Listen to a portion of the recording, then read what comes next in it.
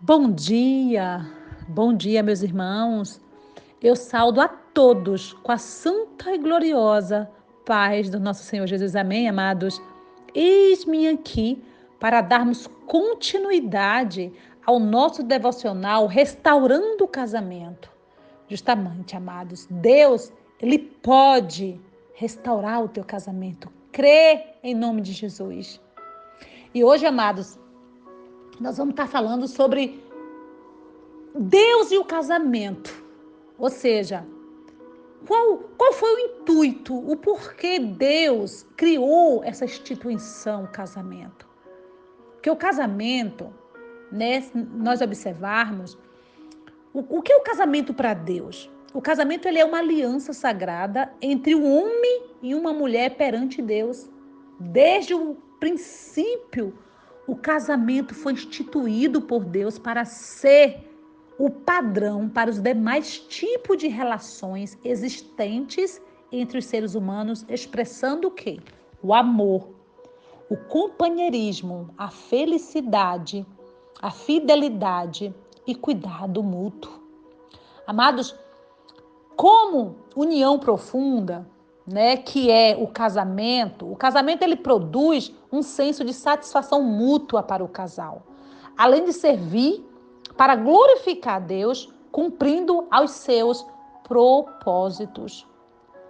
Mas por que será que Deus estabeleceu o casamento? Amados, o casamento, como nós já falamos e sabemos, ele foi uma instituição, né? Ele foi instituído por Deus a fim de satisfazer as necessidades do ser humano. Porque olha só, na cerimônia do casamento cristão, nós temos um momento de consagração das alianças, é ou não é? Então, nesse ato simbólico, o casal faz uma aliança entre si na presença de Deus. Porque, amados, Deus não deseja ser apenas o abençoador do seu casamento, mas Ele deseja fazer parte dessa união sempre, meus irmãos. Porque quando Deus abençoa ali diante do pastor ou diante do padre, não sei se você é católico, se você é evangélico, quando há ali no altar a união do casal, quando é consagrada as alianças, Deus, Ele não quer só apenas te abençoar. Ele quer fazer parte dessa união. Então, para muitos casais, a parte, né, de Deus ficou restrita apenas à bênção da cerimônia. Para alguns casais, veja só, quando Deus criou Adão e Eva e os colocou no jardim, Deus os visitava diariamente e tinha comunhão com eles.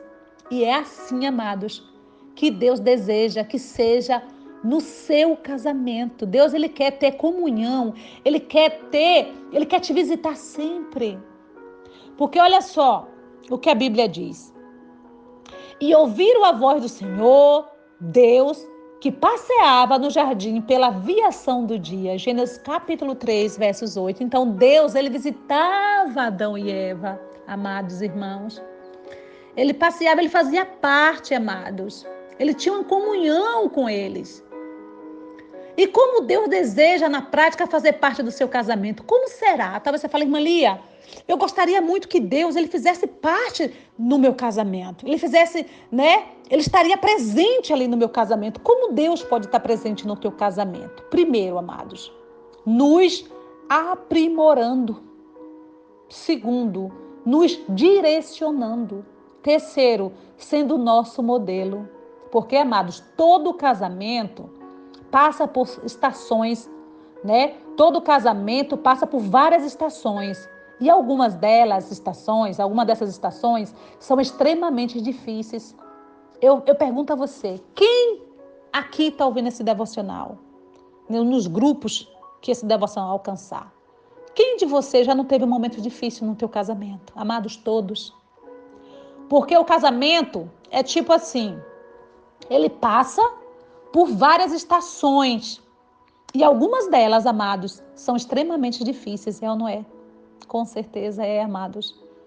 Então, alguns problemas antigos parecem ser eternos, né? Quando a gente está ali, quando a pessoa passa ali por um problema no casamento, Porque tem os problemas vão vir sempre. A pessoa ela só tem que ter sabedoria para lidar com eles. Estar no espírito, pedir a Deus discernimento, sabedoria.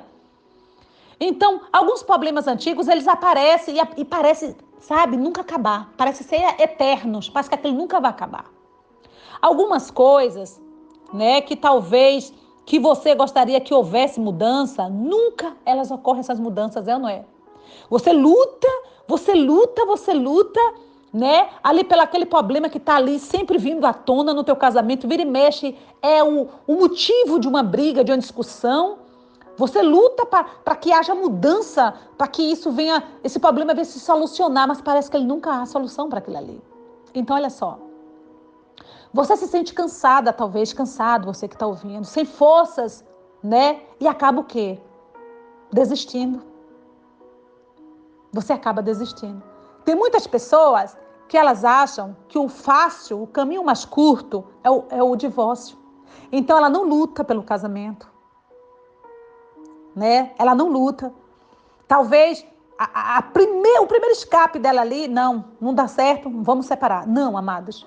O casamento, infelizmente, o divórcio, Deus deu a Moisés a carta de divórcio pela dureza do coração do homem, mas faz Deus ficar triste. Talvez você tenha lutado sozinha no teu casamento. Talvez você está passando por problema no teu casamento que você fala assim, não, eu não aguento mais. Você tem lutado todo o tempo sozinha, né? Porque talvez ele não tenha lutado como você e com você. Então a pessoa, ela acaba o quê? Ela acaba ficando sem forças, ela acaba desanimando. E ela fala, não, eu não aguento mais. E ali vai o quê? Vai para um divórcio. Então, nesse momento em que você se sente só e muitas das vezes, né, se vê sozinha lutando pelo teu casamento, né? Olha só, Deus quer agir em seu favor. Crer no que eu estou te dizendo. Ele quer agir, amados, a teu favor.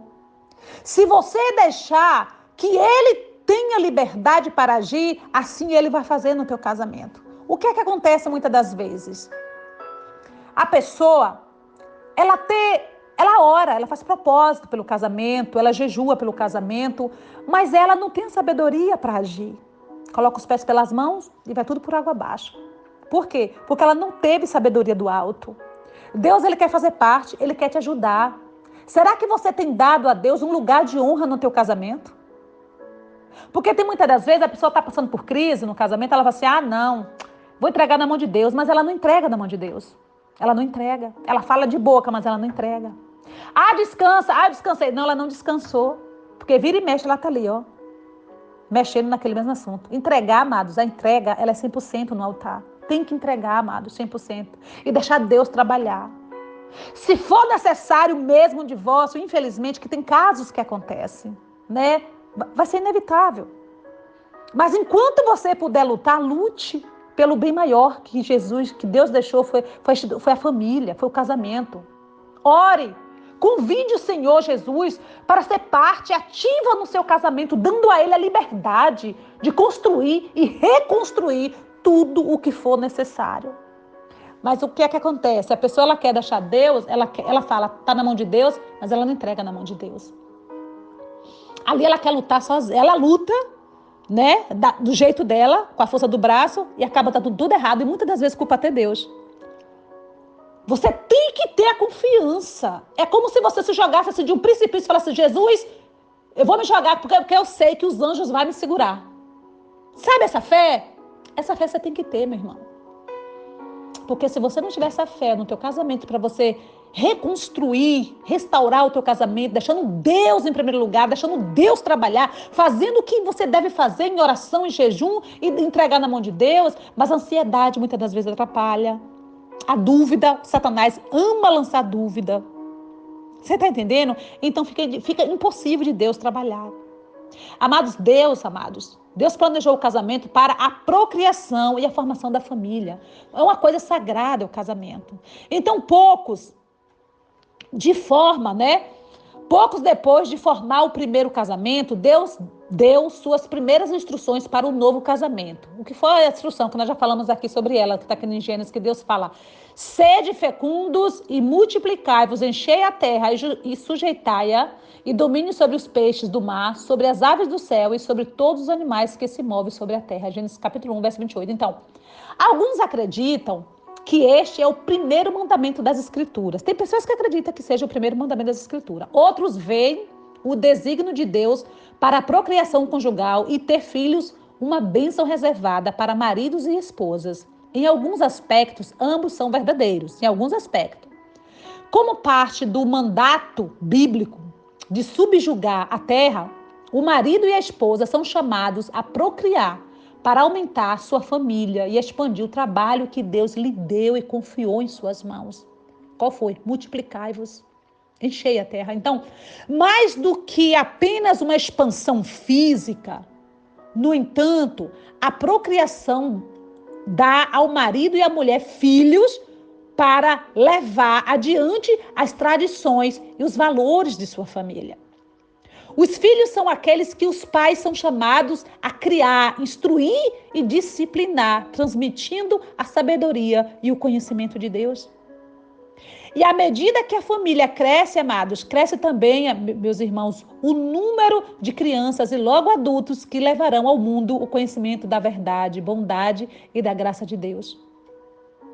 Amados, as consequências da procriação bíblica, nascida no casamento piedoso, promove a sujeição física da criação, bem como a proliferação espiritual do evangelho e do plano de Deus para a humanidade. Amados, além disso, Deus, ele criou a procriação como uma bênção para maridos e esposas. Como escreve o salmista, olha o que Davi escreve aqui no Salmo 127, verso 3 ao 5, ele diz assim: os filhos são a herança do Senhor e a descendência uma recompensa dele. Como flechas nas mãos de um guerreiro são as crianças nascidas na juventude. Bem-aventurado o homem cuja aljava está cheia deles. Então, é claro, meus irmãos, que homens e mulheres têm a capacidade física de procriar fora do casamento. No entanto, sob a cobertura de um casamento forte e saudável e a força de uma aliança centrada em Deus, os filhos recebem o benefício da consistência dessa estabilidade e disciplina de uma mãe e de um pai que, primeiramente, estão comprometidos um com o outro como marido e esposa. Amém, amados? Ou seja, qual é a nossa obrigação como pai, como mãe? A nossa obrigação, porque como a Bíblia fala, que os nossos filhos são emprestados, são heranças do Senhor. O Senhor nos deu para que nós possamos educar, disciplinar e ensinar o caminho que eles devem andar. Cabe a eles, amados, mais tarde decidirem, mas nós como pais, como mãe, nós devemos ensinar os nossos filhos a verdade, mostrar o caminho, falar de Jesus para eles. Ah, mas meu filho anda nas drogas, meu filho não quer saber. Continue, mãe, orando pelo teu filho, continue perseverando pela tua filha. Ah, minha filha anda no caminho da prostituição, não quer saber de Deus. Amados, Deus ele trabalha, mas Deus ele não trabalha sozinho, não. Não que ele não possa, ele não pode. Todo milagre, amados, todo milagre tem que ter a participação do homem, do ser humano. Então, se você é mãe, se você é pai, teus filhos continuam no caminho errado, persistam em oração, porque Deus, amados... Ai, amados, como Deus ouve a oração de um justo, principalmente de uma mãe aflita. Eu sou prova viva disso, amados. Recentemente, quem não sabe, meu filho passou por uma operação. Ele ficou 9 dias na UTI, o meu bebê. Não tinha nem 5 meses ainda. E eu vi o sofrimento do meu filho naquela UTI. E eu, amados, eu vou dizer a vocês que não foi fácil. Só quem sabe é quem passa pela dor, pelo processo. Mas cada dia que passava, eu via Deus trabalhar, porque... Amados, é impossível Deus não ouvir uma mãe com o joelho no chão, amados. Eu até me emociono. É impossível Deus não ouvir a oração de uma mãe. Eu vendo ali o meu filho, cheio de aparelho, aos olhos humanos, quase sem vida. Quem olhava falava até que ele já tinha morrido. E ali eu fui para o banheiro daquela UTI clamar. Amados, eu rasguei a minha alma. E eu disse a Deus, Senhor, te apressa em me responder. Ali eu rasguei a minha alma como mãe. Eu lavei a minha alma ali em prantos, clamando ao Senhor. Amados, Deus, Ele é tremendo. No dia seguinte, o meu filho só ficou na UTI porque não tinha um quarto vago para ele ir, mas ele nem precisava mais de aparelho nenhum. Todo o medicamento tiraram dele, todos os aparelhos tiraram dele. Eu digo a vocês, Deus, amados, Ele ouve a oração de um justo, de uma mãe aflita, e como Ele ouve. Pode ter certeza, você talvez, mãe que está me ouvindo, que está passando com um problema com teu filho, não importa a idade do teu filho, não importa que problema é, você é mãe. Continue em oração, perseverando, porque Deus, Ele vai te responder. Irmã Lia, quando? Eu não sei te dizer, porque eu não sei como Deus trabalha e o tempo que Deus trabalha, mas Ele responde. Creia em nome de Jesus. Então, Deus criou maridos e esposa para santificar um ao outro. Isso aqui é muito importante, amados. Amados, nós vemos em toda a Bíblia que maridos e esposas também existem para ajudar e santificar um ao outro. Muitos estão familiarizados com a sabedoria proverbial de que com o ferro afia, como o ferro afia o ferro, assim uma afia o outro. Provérbios 27:17. Então, você que está me ouvindo, teria dificuldade em encontrar qualquer relacionamento, né, em que dois indivíduos cresçam e se fortaleçam por meio de conflitos e atritos do que no casamento? Amados, o apóstolo Paulo deu instruções claras sobre como maridos e esposa fazem isso quando ele escreveu aqui, olha o que a palavra de Deus diz. Mulheres sujeitam-se aos seus próprios maridos como ao Senhor. Maridos, amem suas esposas, assim como também Cristo amou a igreja e se entregou a si mesmo por ela, para que a santificasse, purificando-a pela lavagem da água com a palavra. Efésios capítulo 5, versos 22 ao 26. Então, hoje, no entanto, amados, muito poucos homens e mulheres se casam com essa perspectiva em mente, é ou não é?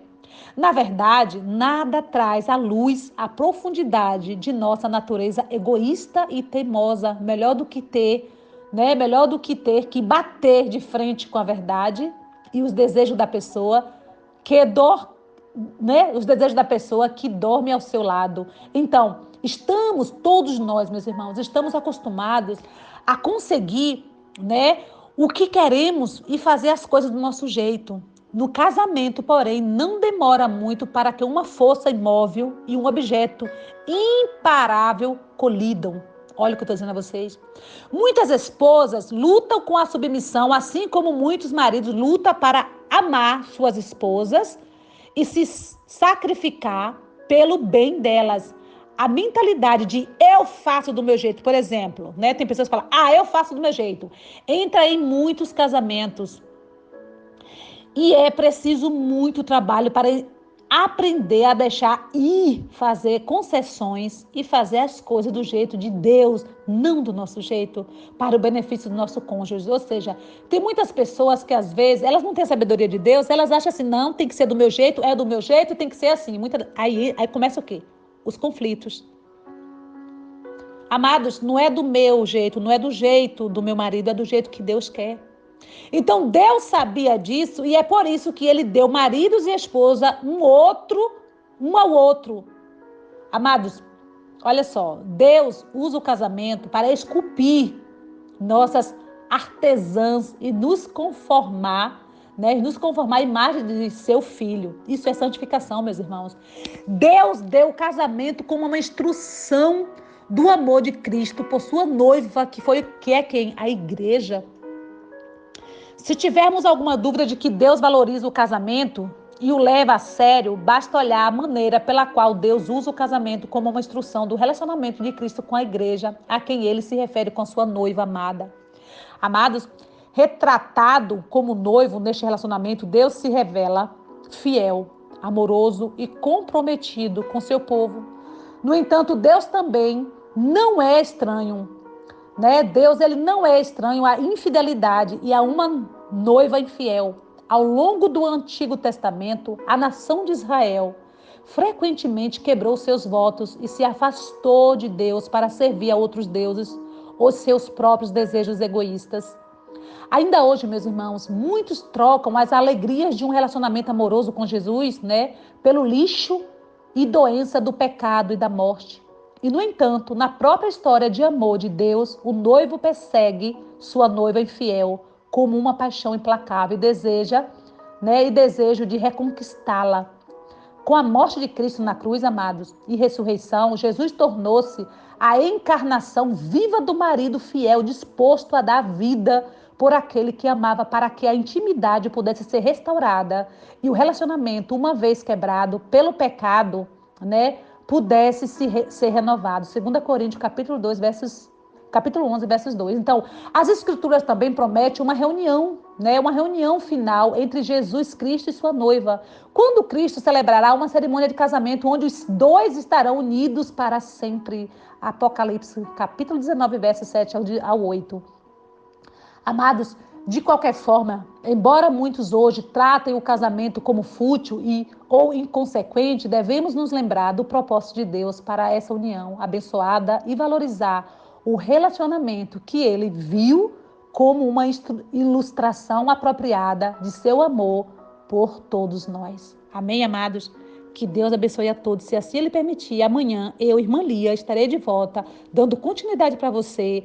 Esse devocional maravilhoso, Deus pode restaurar o teu casamento. Amém? Que Deus abençoe a todos em nome de Jesus.